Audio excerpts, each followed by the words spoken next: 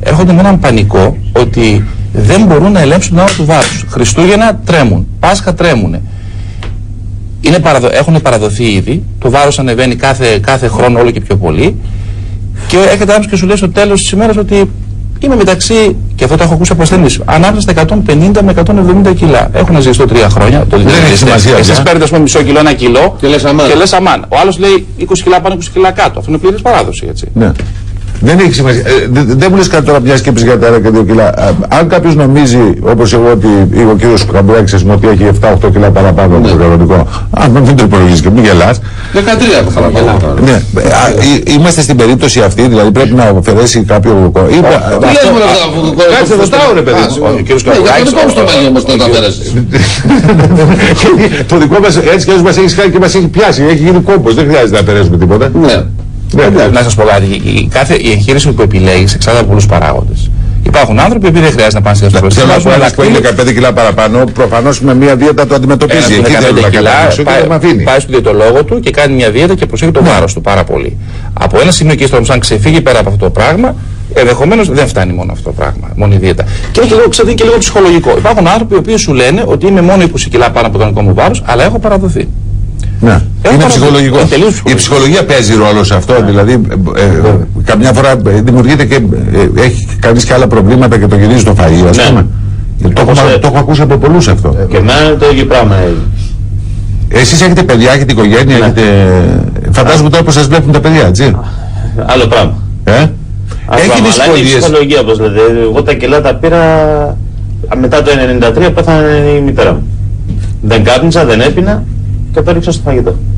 Υπάρχει ο κ. Μπαρδάτης ήταν διαβητικός και έπαιρνε ινσουλίνη. Το πιο σημαντικό και θέλω να πω είναι ο άνθρωπος έπαιρνε 40 χρόνων άνθρωπος και είχε φτάσει πια να παίρνει ινσουλίνη για το ζάχαρο. Και σήμερα δεν παίρνει φάρμακο ούτε καν χάπια. Τι λέτε, πολύ χαίρομαι που σας βλέπω, μια χαρά σας βλέπω. Εσείς κύριε Χριστάκη, έχετε κάποια αιτία γιατί αρχίσατε και τρώγατε και χάσατε τον έλεγχο? Αιτία ουσιαστική όχι, ήταν καθαρά θέμα φαγητού. Σου άρεσε το φαγητό? Ναι, μετά από εκεί πέρα, εφόσον ξεφύγεις, οτιδήποτε ξεσπάς το φαγητό. Ξεσπάς το υπνευριασμένος ή είσαι στενοχωρημένος. Να ρωτήσω κάτι. Παρενέργειες έχει αυτή η μέθοδος καθόλου? Καμία. Δηλαδή κάτι, ας πούμε, έχω ακούσει ένας φίλος μας, κοινός μας φίλος νομίζω, που είχε βάλει μπαλονάκι, μετά είχε μετούς, μετά για ένα διάστημα. Μπαλονάκι ή δακτύλιο? Μπαλονάκι νομίζω. Ξέρετε, ο κόσμος έχει μια θολή εικόνα. Ακόμα μπερδεύει τον μπαλονάκι με τον δακτύλιο. Υπάρχει μια θολή εικόνα αυτή τη στιγμή στον κόσμο και όλες αυτές οι εκπομπές καλό είναι που γίνονται γιατί βοηθάνε πάρα πολύ το γεγονός ότι ξεκαθαρίζουν και στον κόσμο τι είναι το κάθε ένα. Στο δακτύλιο όντως μπορεί κάτω από αυτές τις προϋποθέσεις να παρουσιάζει, να έχει εμετούς, αν είναι λίγο σφιχτός ο δακτύλιος, αν είναι κακά ρυθμισμένος μπορεί να το κάνει. Στη γαστροπλαστική το μεγάλο πλεονέκτημα. Ξεμπλέξουν όλα αυτά. Μα δεν υπάρχει. Στη γαστροπλαστική είναι το φυσιολογικό πεπτικό. Είναι ισοφάγος, στομάχι, το δεκαδάχτυλο. Δεν επηρεάζει. Πονάει αυτό καθόλου? Καθόλου. Είναι μια λαπαροσκοπική επέμβαση. Δηλαδή μετά από πόσες μέρες βγαίνεις έξω και πέρα? Μετά από 3 ή 4 ημέρες. Και να σου πω και το λόγο. Ο λόγος δεν είναι ότι έχει πρόβλημα ο ασθενής, απλώς δεν μπορείς για τις πρώτες 3 μέρες να του δώσεις τίποτα να πιει και να φάει. Άρα λοιπόν πρέπει να το κρατήσουμε ορούς. Γιατί αν πάει σπίτι θα φετωθεί. Την 4η μέρα ελέγξει το στομάχι του με μια διάβαση στο μάτι και συνέχεια φεύγει για τους σπίτες. Και μετά ξέμπλεξες άμα το κάνεις αυτό? Δεν έχει μετά από κάνα χρόνο πάλι τα ίδια και αυτό? Στη συνέχεια η πτώση του βάρους είναι κατακόρυφη. Είναι εντυπωσιακή. Μιλάμε για 17 με 20 κιλά τον πρώτο μήνα. Και βέβαια εσείς ζείτε άλλοι άνθρωποι τώρα. Όταν είχατε φτάσει το ρεκόρ 173 κιλά, τι σας πήραζε πιο πολύ που δεν μπορούσατε να κάνετε? Προφανώς υπάρχουν πράγματα που δεν θα μπορούσατε να κάνετε. Ούτε να σκύψω να πιάσω το παιδί μου να το παίξω, ούτε τίποτα. Ούτε τα παπούτσια σου που λέω? Τα παπούτσια με τίποτα. Βάλαμε παπούτσια που είναι ή λιμένα τελείως, παντοφλέ για να μπορούμε να δέσουμε τέτοιο πράγμα. Εδώ έχουμε διάφορες ερωτήσεις, όπως έχει βάλει βηματοδότη. Μπορεί να την κάνει την εγχείρηση αυτή? Δεν έχει περιορισμού στην εγχείρηση. Έχει ζάχαρο κάποιος. Έχει ζάχαρο.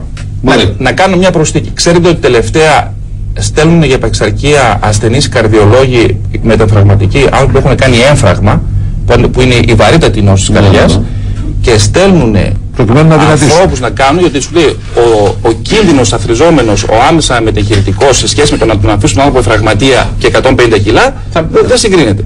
Και έτσι οι καρδιολόγοι στέλνουν μεταφραγματικούς ασθενείς, που είναι η βαρύτερη καρδιακή νόσος, να χειρουργηθούν. Άρα δεν είναι ασύμβατο. Μπορεί κανείς να πόσο κοστίζει η επέμβαση? Αυτό εξαρτάται από την ασφαλιστική κάλυψη του ασθενούς. Δηλαδή, αν έχει δημόσιο ταμείο μόνο, αν έχει δημόσιο και ιδιωτική ασφάλεια, αν δεν έχει τίποτα από όλα αυτά. Τα ταμεία την καλύπτουν. Ως ένα σημείο. Ως ένα σημείο. Στα ταμεία λιγάκι η περίπτωση είναι περίπλοκη. Το ΙΚΑ το καλύπτει πλήρως. Ναι. Το δημόσιο ακόμα λιγάκι είναι πολύ.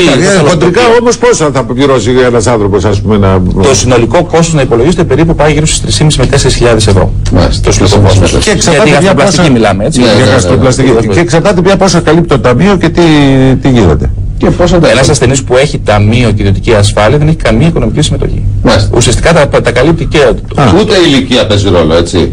Η ηλικία παίζει ρόλο ως προς τα πάντα. Δεν μπορεί να βάλει έναν άνθρωπο. Ένας άνθρωπος που ξεπερνάει τα 65 χρόνια.